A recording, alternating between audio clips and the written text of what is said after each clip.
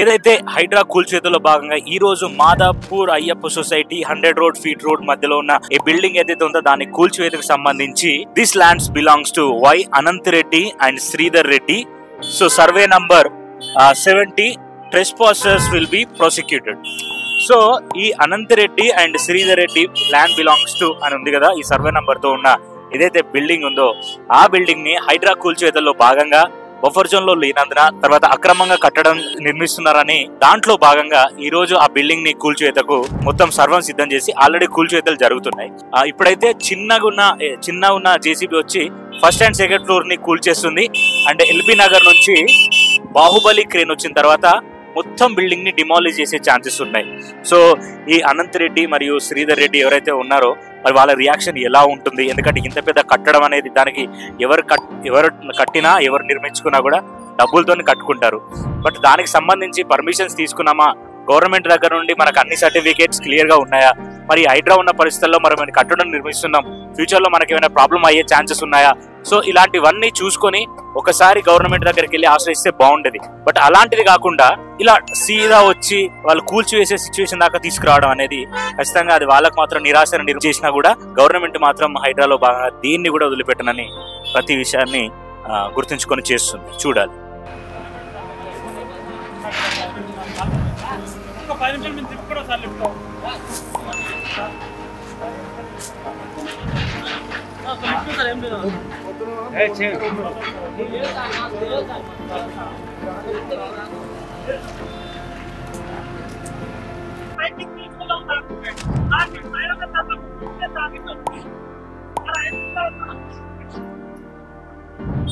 Crane pain అది పైన fit చేసుకున్నాం.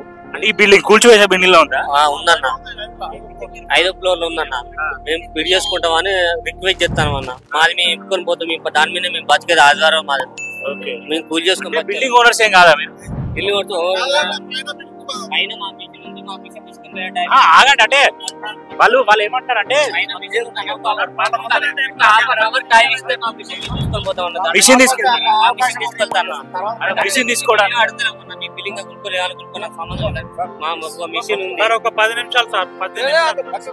సో మనం ఇక్కడ చూడొచ్చు, ఎవరైతే ఈ బిల్డింగ్ కూల్చివేతలో ఆ బిల్డింగ్ కి పనిచేసిన మేస్త్రి వాళ్ళు ఎవరైతే ఉన్నారో వాళ్ళకి సంబంధించిన లిఫ్ట్ లోపల ఉంది. కనీసం ఆ లిఫ్ట్ తీసుకెళ్తామని అంటే కూడా వాళ్ళు పట్టించుకోకుండా మమ్మల్ని కాళ్ళ మీద పడుతుంటే కూడా మమ్మల్ని లోపలికి పోనీయట్లేదు, ఆ లిఫ్ట్ తీసుకొనివ్వట్లేదు అని ఇక్కడ పనిచేస్తున్న ఎవరైతే మేస్త్రి పనిచేసే వాళ్ళు ఉన్నారో వాళ్ళు చెప్పుకొస్తున్నారు. సరే, మనం అక్రమంగా కట్టిన బిల్డింగ్ ని కూల్చేయడం బాగానే ఉంది, కానీ ఎవరైతే ఈ రోజు కూలీ చేసుకుని బతికేటోళ్ళు, మేస్త్రి పని చేసుకునే వాళ్ళకి సంబంధించిన కొన్ని ఎక్విప్మెంట్స్ లిఫ్ట్ అవ్వచ్చు, లేకపోతే వాళ్ళకి సంబంధించిన పనిముట్లు అవ్వచ్చు, ఆ పనిముట్ల లోపల తీసుకెళ్దామంటే కూడా ఒక 5 నిమిషాలు ఆపి పర్మిషన్ ఇవ్వకపోవడం అనేది మాత్రం చాలా దుర్మార్గమైన పరిస్థితి ఇది. సో మనం ఇక్కడ చూడొచ్చు, జిహెచ్ఎంసీ వాళ్ళ సాయంతో పోలీసులు ఇప్పుడే చర్చ జరిపిన తర్వాత 5గురు ఎవరైతే మేస్త్రి పని చేసే వాళ్ళు ఉన్నారో వాళ్ళని తీసుకెళ్తున్నారు లోపలికి వాళ్ళ పనిముట్లు తీసుకోవడానికి. సో అవి సంబంధించి ఆ పనిముట్లకు సంబంధించి అవి 5th ఫ్లోర్ లో ఉన్నట్టు వాళ్ళు సమాచారం ఇచ్చారు. సో 5th ఫ్లోర్ లోకి వెళ్తున్నారు ఇప్పుడు వాళ్ళు. నిజానికి చెప్పాలంటే అటుపక్క ఏదైతే మనం బిల్డింగ్ కి ఇటుపక్క ఉన్నాం కదా, అటుపక్క ఉన్న బిల్డింగ్ లో వాళ్ళు ఆల్రెడీ ఒక 2 ఫ్లోర్లని కూల్చేశారు. మరి ఇప్పుడు పైకి వెళ్తున్నారు, ఏమైనా ప్రమాదం జరిగే ఛాన్సెస్ ఉన్నాయా ఏంటి అనేది మనం ఖచ్చితంగా చూడాల్సిందే. వాళ్ళకి సంబంధించిన పనిముట్లు అవ్వచ్చు, కొన్ని దాంట్లోకి వెళ్ళి వాళ్ళు బయట తీస్తున్నది మనం ఇక్కడ చూడొచ్చు, మనకు కనిపిస్తుంది. ఎందుకంటే మెటీరియల్ అనేది సరే బిల్డింగ్ కూల్ చేసినా కూడా మెటీరియల్ అనేది యూజ్ అవుతుంది కాబట్టి దాంట్లో భాగంగా వీళ్ళు మెటీరియల్ ని తీసుకుంటున్నారు బయటికి.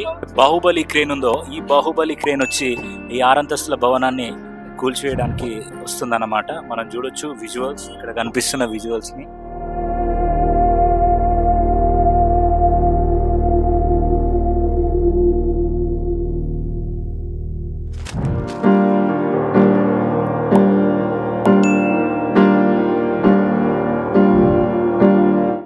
సో ఇక్కడ మనం ఏదైతే చూస్తున్నామో బాహుబలి బుల్డోజర్, ఇంతసేపు కూల్చిన ఆ చిన్న బుల్డోజర్ ఏదైతే ఉందో అది 1-2 ఫ్లోర్ల వరకు మాత్రమే కూల్చగలుగుద్ది. కానీ ఇప్పుడు వచ్చిన ఇదేదైతే బాహుబలి బుల్డోజర్ ఉందో ఇది 6 అంతస్తుల బిల్డింగ్ ని ఇక్కడ మనం చూడొచ్చు. అక్కడ ఉన్న ఆ కట్టర్ కూడా పైన ఉన్న 6 ఫ్లోర్లని ఒకే దెబ్బతో కూల్చివేసేంత సామర్థ్యం ఇక్కడ ఉన్న బుల్డోజర్ కి ఉంటుంది అనమాట. అందుకే ఇది ఎల్బీ నగర్ లో మార్నింగ్ 7 గంటలకు మొదలై ఇప్పుడు ఈ టైం కి ఇక్కడికి చేరుకుంది. So this is going to be demolish this 6 floors of building అన్నమాట. సో ఇప్పుడు కూల్చి వేయడానికి మొత్తం సిద్ధంగా ఇక్కడ ఉంది.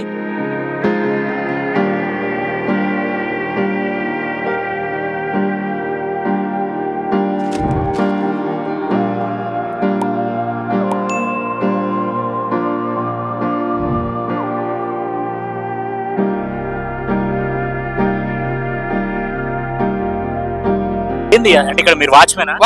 మా నాన్న వాచ్మెన్. మరి ఏంటి మీ పరిస్థితి నెక్స్ట్? రోడ్డు మీద బతుకున్నాం ఇప్పుడు. మా పరిస్థితి గవర్నమెంట్ చెప్పాలా, ఓనర్ చెప్పాలా? అది మీరు చెప్పాలి. మీడోళ్ళు చెప్పాలనా? మేమేం చెప్తాం? ఇప్పుడు రోడ్ మీద పడిపోయిందా మీ పరిస్థితి? ఇప్పుడు కనబడతా సామాన్లు. ఇప్పుడు అప్పటికప్పుడు వాచ్మెన్ ఆడ దొరుకుతుంది. ఎడబెట్టుకో చెప్పు. మా అమ్మ మా వదిన. మీకు ఆధారం లేకుండా అయిపోయింది. ఇప్పుడు చూడాలి రోడ్డు మీద పడిపోయిన సామాన్లు. ఇప్పటికప్పుడు వాచ్మెన్ ఎవరు పెట్టుకుంటారు చెప్పు నువ్వు? ఏ ఊరు అన్న మీది? మాది ఖమ్మం. ఖమ్మం నుంచి వచ్చారా?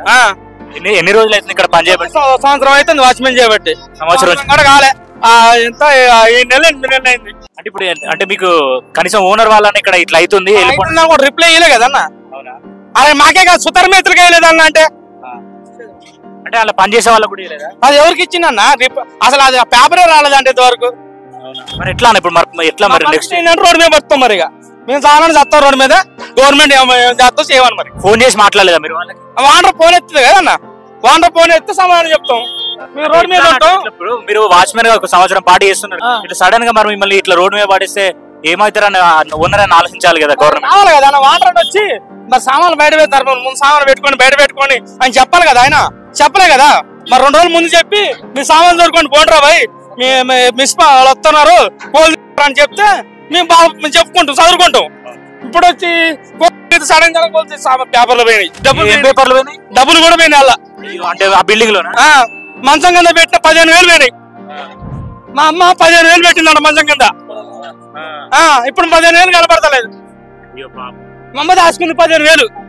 ఆవిడ మీ అమ్మ 15,000 మా అమ్మ దాచుకుంది. సో ఇక్కడ చూడొచ్చు ఎవరైతే ఇక్కడ వాచ్మెన్ గా పనిచేసే వ్యక్తులు ఉన్నారో వాళ్ళకి సంబంధించి కనీసం ఒక ఇన్ఫర్మేషన్ కూడా ఇవ్వలేదు. ఇప్పుడు మా బతుకంతా రోడ్ మీద పడిపోయింది. ఒక ఇన్ఫర్మేషన్ ఇవ్వకుండా ఉంటే మేము ఎలా ఎక్కడికి వెళ్ళాలి? మాకు ఇంత సడన్ గా మాకు ఒక దగ్గర పని ఇవ్వాలంటే ఎవరు మాకు పని ఇస్తారు? మా అమ్మ దాచిపెట్టుకున్న డబ్బులు దాంట్లోనే పోయాయి, మాకు సంబంధించిన పత్రాలు దాంట్లోనే పోయాయని ఎవరైతే ఇక్కడ వాచ్మెన్ ఉన్నారో వాళ్ళ కొడుకు పాపం వాళ్ళ ఆవేదన చూస్తే నిజంగా మనం ఇక్కడ చూడొచ్చు. అక్రమ కట్టడాలు ఏవైతే జరిగినాయో వాటి కూల్చేయడం హైడ్రాలో భాగంగా బాగానే ఉంది.